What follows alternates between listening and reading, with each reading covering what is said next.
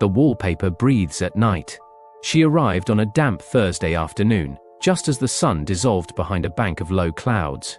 The landlord, an indifferent man in a rumpled suit, handed her the keys and muttered something about character, as if the peeling paint and mottled windowsills were badges of honor. The rent was cheap. She needed cheap. Cheapness suited her now, after the breakup, after the months of second-hand grief and inhaled loneliness. Her apartment was on the top floor of a narrow building, its exterior brick eaten by ivy. A single window faced east, catching a weak slice of morning light. Inside, the walls were swathed in a once rosy floral wallpaper, clusters of pale chrysanthemums fading into dusty beige. In daylight, it looked gentle, almost pretty. But at night, the pattern seemed to shift, subtly, as if with each breath the room inhaled and exhaled through its walls. The first night, she lay awake long after midnight, listening to the hum of the street below. The wallpaper's petals, she swore, edged inward, each bloom curling like lips drawing breath. She blinked and listened, nothing but her own heartbeat. She tried to make sense of it. Had she drunk too much coffee? Was it fatigue?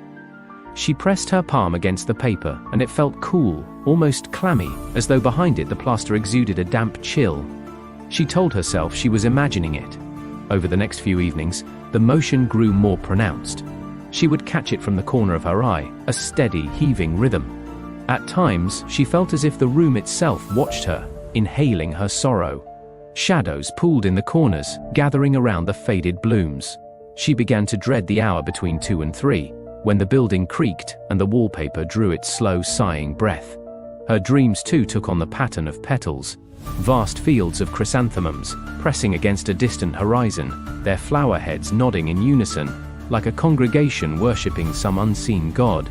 She woke once to find her sheets tangled at the foot of the bed, her shirt damp with sweat. She thought she had heard nails scraping against wood. By the end of the week, the urge to reclaim her space became unbearable. Armed with a butter knife and a roll of packing tape, she tried to peel back a loose corner of the paper. She picked at one edge near the baseboard and tugged. The paper lifted a fraction of an inch, but only to reveal an iron nail sunk deep into the wall. She recoiled, heart thudding. The nail was as thick as her thumb, nearly 4 inches long, its head dark with rust. She flicked the paper back down. The bloom of chrysanthemums remained whole, uncurling as if nothing had happened. She stared at the spot for a long time, trembling. The nail wasn't typical building hardware. It looked improvised, hacked by hand, hammered in with force. She ran her finger along the edge of the paper. It quivered at her touch. That night, the breathing was louder. It filled her ears, like wind rushing through a tunnel. She sat bolt upright in bed, every nerve electric. The wallpaper bulged, rounding in the middle of the wall, as though something pressed against it from behind, testing its confines. Then it receded, the bud-like swell flattening until the wall looked ordinary once more. She leapt to her feet and flicked on the bedside lamp. Light spilled over the room, but she saw nothing unusual, only the fading petals and the quiet hum of the radiator. She pressed her cheek against the wall, as though to prove it was a cold, inert mass. Instead, she felt a faint pulse, like a heartbeat, slow and deliberate. She staggered back, hand to throat. The next day, she called a friend, hoping to share her escalating hysteria. But even as she described the breathing wallpaper, the nails, the swellings, her friend laughed, gently, dismissively. "It's stress," she said. "And a little fungus under the paper. You need fresh air." She hung up before she could hear her friend's voice soften in pity. She knew she should leave. She should pack her things and never look back. But something held her, an unnameable curiosity, like a moth to flame. The wallpaper was alive, she realized. It wasn't merely a trick of light or her fraying nerves. It was alive in the way a fungus is alive, spreading, growing, feeding. That evening, she prepared more thorough tools, a putty knife, gloves, a flashlight. She worked slowly, prying at a seam near the ceiling. The paper peeled away in a long strip, revealing fresh plaster mottled with dark streaks, like veins. She followed the strip's edge down the wall until her knife struck another nail. She tapped its head, metal. She stabbed gently at the baseboard. Her knife skittered across something soft, wood, or something like wood. She recoiled instinctively. Then she saw it, Behind the plaster, embedded flush with the wood, lay a human tooth, yellowed with age. She almost dropped the knife, but then curiosity flared. She scraped away a little more plaster. Beneath, another tooth, then a fragment of bone. Screams echoed in her mind, dozens of them, muffled and stifled. She staggered backward, hands shaking, heart pounding so hard she thought it would burst her ribs. The room's breathing intensified, like a chorus of tortured lungs. She wrapped her arms around herself and retreated to the center of the floor, chest heaving. She spent an hour trembling, watching the walls close in.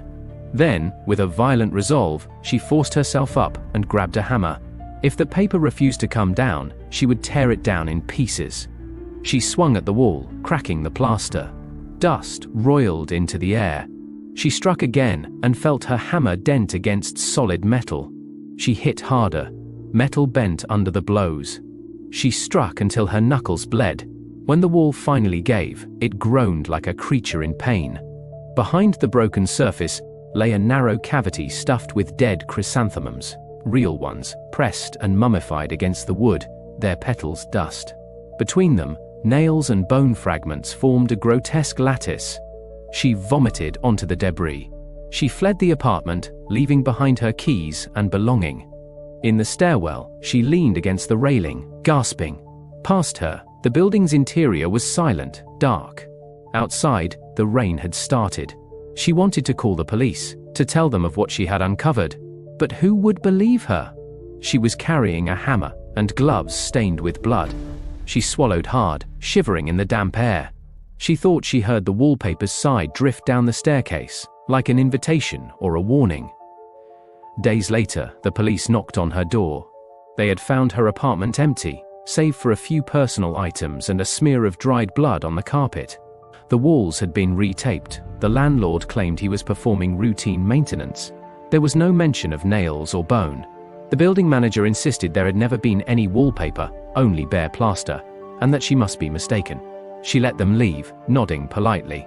Under her coat in a sealed evidence bag, she carried a single nail, rusted, massive, stained dark. She placed it on her desk at home and stared at it often. It made her skin crawl, but she couldn't bring herself to throw it away. Tonight, she can't sleep. She hears it again, soft and rhythmic, the breath of petals curling in the dark. She rises and walks to her window, looking back at the building's gables, ivy tangled like veins. For a moment, she thinks she sees a flicker of movement in the uppermost window, the faintest swell, as though something presses its face to the glass. She shudders and steps back. The nail sits on her desk, inert. But she knows it is not inert. The building taught her that much, that walls can breathe, that paper can pulse like living skin. And somewhere, in that old apartment, the wallpaper waits, its petals curling in anticipation of its next tenant. She pulls her blanket closer, but sleep will not come. Outside her window, the night moves with a patient, terrible breath. And she wonders, when the wallpaper calls again, if she will answer.